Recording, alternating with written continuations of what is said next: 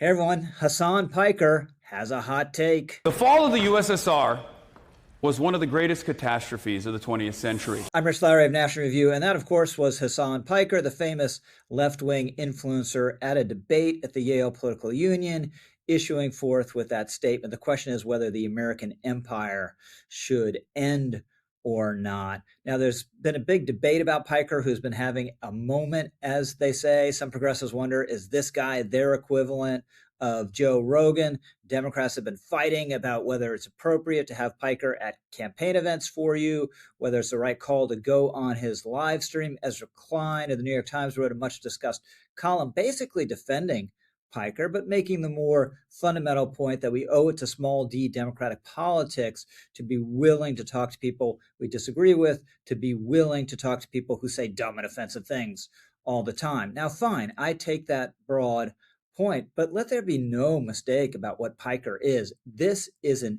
enemy of liberal democracy and a friend of left-wing authoritarianism in pretty much all its forms. Now, I don't want to go in depth on his virulent opposition to Israel. That would be another video. Going to touch on it incidentally.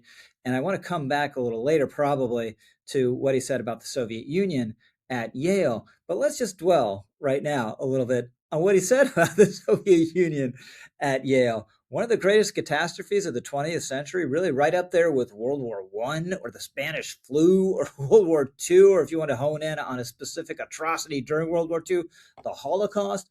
This is crazy. This was a monstrous dictatorship. If you take just the Great Purge alone from 1936 to 1938, what? 1.5 million people arrested, something like 700,000 people executed just in 37 and 38 alone. If you take all of Stalin's body of work, we are talking about millions and millions of people jailed, sent to the gulag, and killed. Just look at the man-made famine in Ukraine. The estimates there are 3 to 4 million people killed in that famine. So we are talking about crimes against humanity on a massive, almost an unfathomable scale. Now, it's not just nostalgia, and it's not just the Soviet Union with Piker. He also thinks China is a great model for us. Check this out. As far as like getting closer to what I think has been relatively successful, because if ultimately the point of government is to improve the material conditions of all people to the best of your ability, it's not always going to be perfect, but when you are getting, I don't know, the poorest people, the poorest of the dispossessed masses out of a situation where they were servile, the landed gentry, or they were peasants from an agrarian society, or they were dominated by their landlords, but then ultimately they were able to come into modernity and become like a powerhouse, an industrial powerhouse that is competitive with the largest superpower on the planet. I would say if that's the point of good governance, and I think you guys might agree with me on that, I would say China is probably the closest. And there are still plenty of failures within the Chinese system as well, plenty of issues within the Chinese system as well.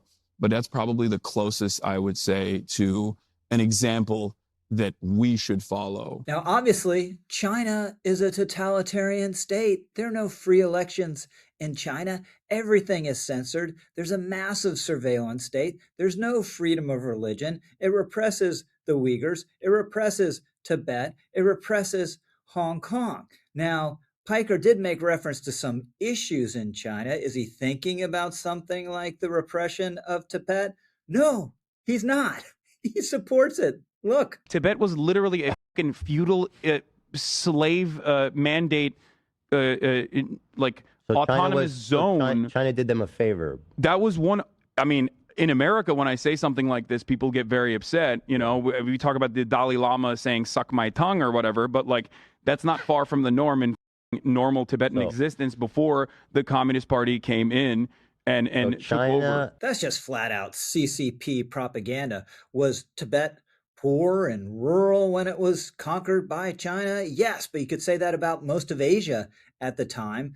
China takes it by force in 1950, then viciously suppresses an uprising in 1959. Dalai Lama flees, and then you get a comprehensive, thoroughgoing program of cultural repression since then. And this is a guy, Piker, who's supposed to be opposed to settler colonialism, but it's okay in this case because the communists did it. And in case you think I'm exaggerating here, here's Piker on Mao. I got stopped by a cop who thought I was like making fun of Mao Zedong, which I never would and never will.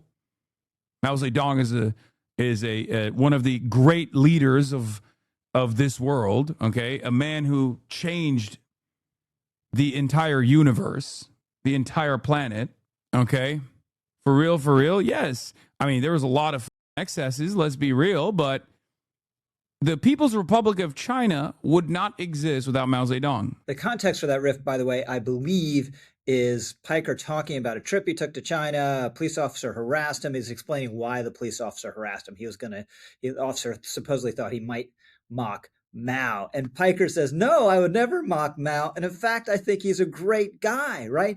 This is part of the trinity of the worst monsters of the 20th century. Hitler, Stalin, Mao. You look at the Great Leap Forward famine alone, 30 to 45 million people die. Mao's responsible for that. The total tally is something like 40 to 70 million people.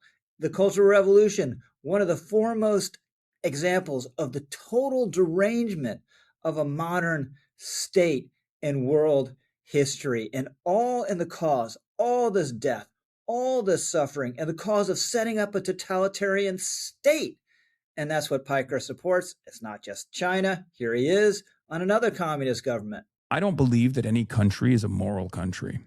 I don't think that nation states behave on moral boundaries, on moral terms. But if there was one that was a moral country, as close to a moral country as possible, I would say is Cuba.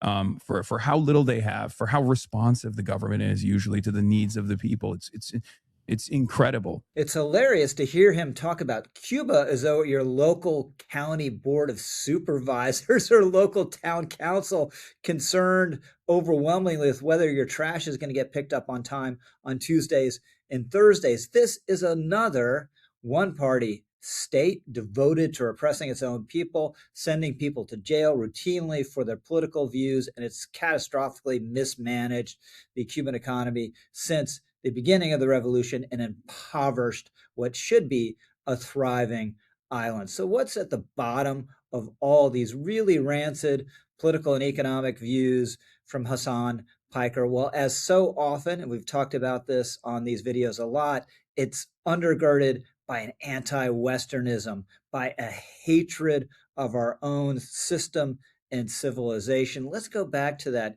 Yale Political Union statement and hear a little bit more about why he thinks the fall of the Soviet Union was such a terrible thing. Not only was there incalculable harm done to every single country under its banner, child prostitution, skyrocketing suicide rates, life expectancy plummeting, but America was no longer contested around the globe.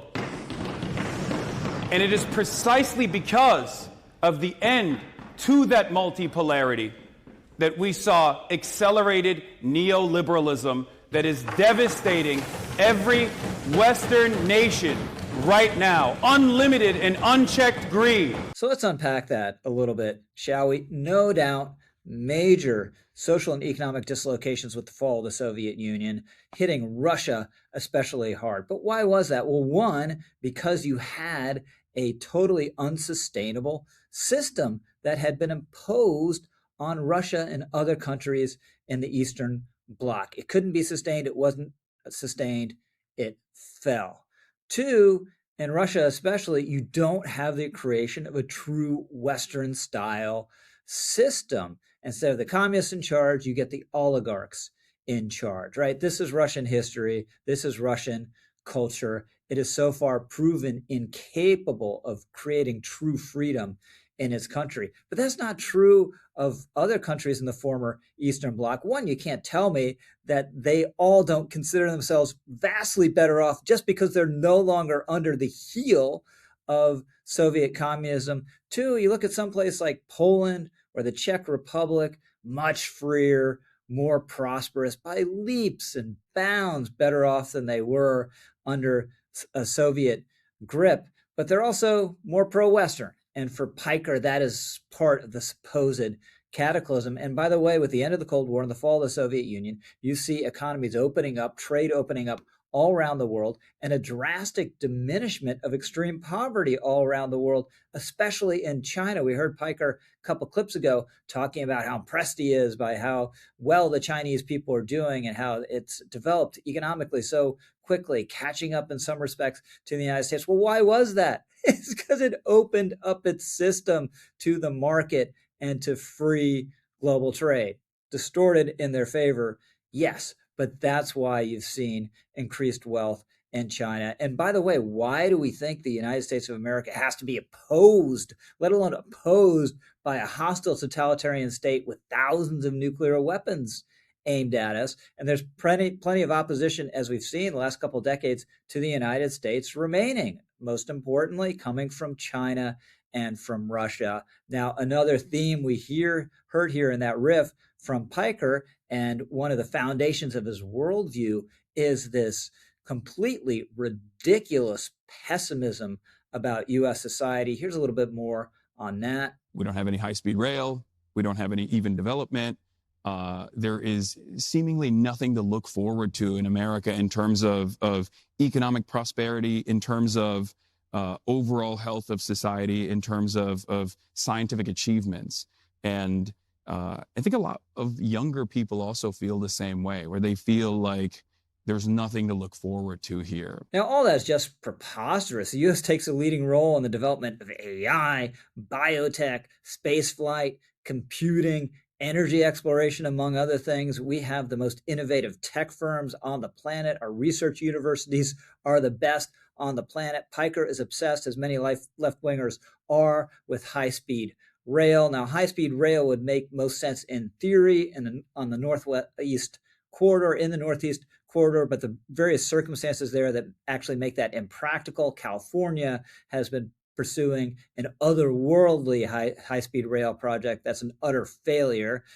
Piker might want to talk to Gavin Newsom about that. But we have a fantastic freight rail system and widely available and cheap air flight, which is more efficient for most people. And just the overall depiction of the U.S. economy is utterly untethered from reality. I wrote about this not too long ago. Not to bore you, but let me run through some of this just to nail down this point. In terms of economic growth, we've been outpacing the rest of the advanced world since the early 1990s. The Economist wrote recently, in 1990, America accounted for about 2/5 of the overall GDP of the G7 group of advanced countries. Today, it is up to about half. We roughly doubled the gap in our per-person output over Europe and Japan across those decades. Since 2020, we've grown 3 times as fast as the G7 overall, whereas we were 21% of the global GDP in 2012. Now we are 26%, right about where we were in 1980. Our labor productivity has skyrocketed, and we spend more on R&D as a percentage of GDP than any other country except South Korea and Israel.